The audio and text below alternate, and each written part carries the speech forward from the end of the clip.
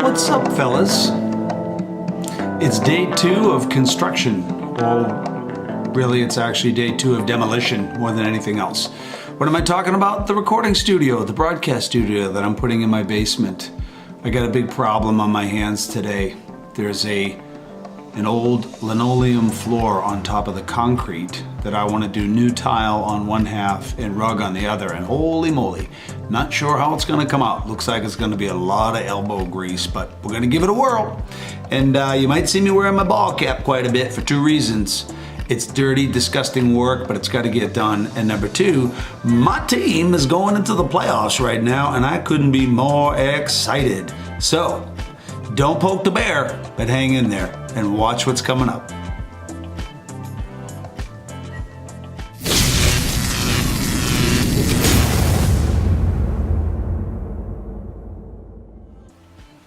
Yep, and here we are. Okay, so down here in the studio, doesn't look like much of a studio at the moment, but whatever looks great when you first begin, not much, right? So it takes a little bit of work and effort. So another quick turnaround here, you get a chance to see where we're at, what's happening. You know, this room was an old laundry room when I was a kid living here, because this was my home when I grew up.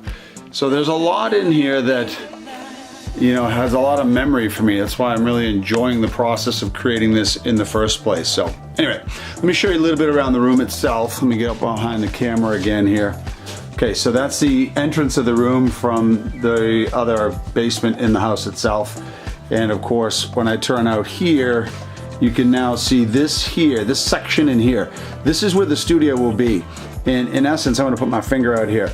Like here and here, I'm gonna put 2 really comfortable chairs to sit in.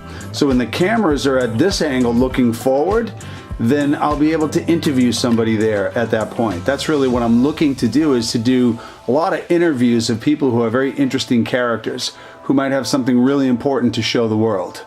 So I'm putting electrical up in the ceiling, all along the sides. That'll be coming in next week, and along this side over here.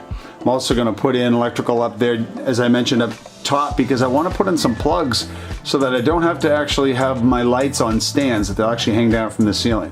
But today, here's our problem, and there it is. Certainly all that's simple concrete on the floor, so that's awesome. No problem there whatsoever. But as far as laying down carpet and tile, but then I come to here and there's this old linoleum floor, and man, what a pain in the butt this stuff's gonna be. So I get down kind of close in here and I'll show you what I mean. That when you really get a good look at this stuff, I try to use like a blowtorch and start getting towards it, but there's really no way to do it other than to scrape it up.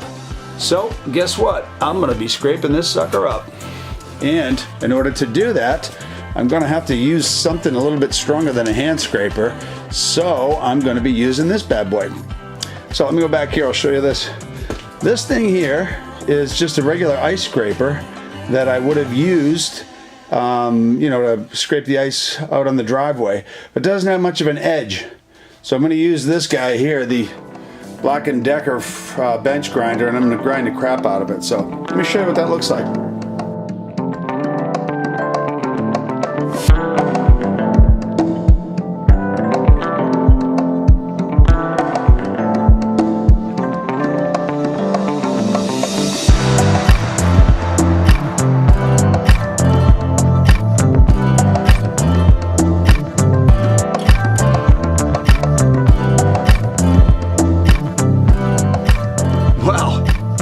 Really was interesting. It was actually kind of cool.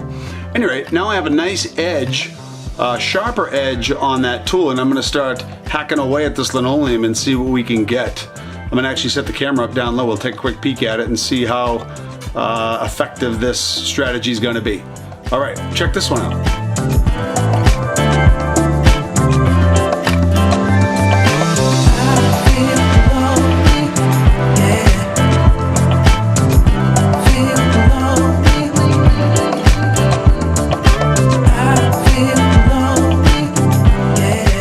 Okay, so I'm back at it again here.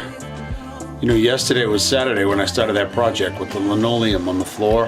Holy crap, what a job that was. I worked on it 5 hours yesterday and another 2.5 hours today. I finally got it done, and I want to show you what it looks like, so here we go. So this is what's happening. So you can see I moved the washer and the dryer out of the way and was able to get to all the hard places with a lot of elbow grease. This was a project that I hope I never, ever have to do again. It was way too difficult, but I got her done. So, last thing I want to do is tell you this, that, turn myself around here, that, you know, the people who get on in this world are the ones that get off the couch and make something happen. I'm sure you do that, and you know, I'm not telling you anything you don't already know, but I want you to consider this. When you want to do something and you're ready to make it happen, for most of us, we just run out of gas at some point, and then our emotional brain gives us every reason not to do it. A million reasons why not to get it done. Well, in those first 5 seconds of trying to get this floor done, I immediately told myself, I'm gonna take action. So I did the Mel Robbins thing. I counted backwards, 5 to 1. So I went 5, 4, 3, 2, 1, action. And as soon as I did that, I shut off my emotional brain, and then I followed through and I took action. Inside of my head, I think of all the people out there that are complaining and whining and pointing fingers at the world. Now, this hopefully is not you. But if it has been you in the past, then pick up the slack, let's go. Life's not waiting around for you, and there's nobody trying to push you down. It's all about what you want to get achieved or what you want to do. I wanted this studio so that I could bring you that much more messages, so many more messages. But I want it done with class and quality, so therefore I thought, what the heck, I'm gonna build this thing.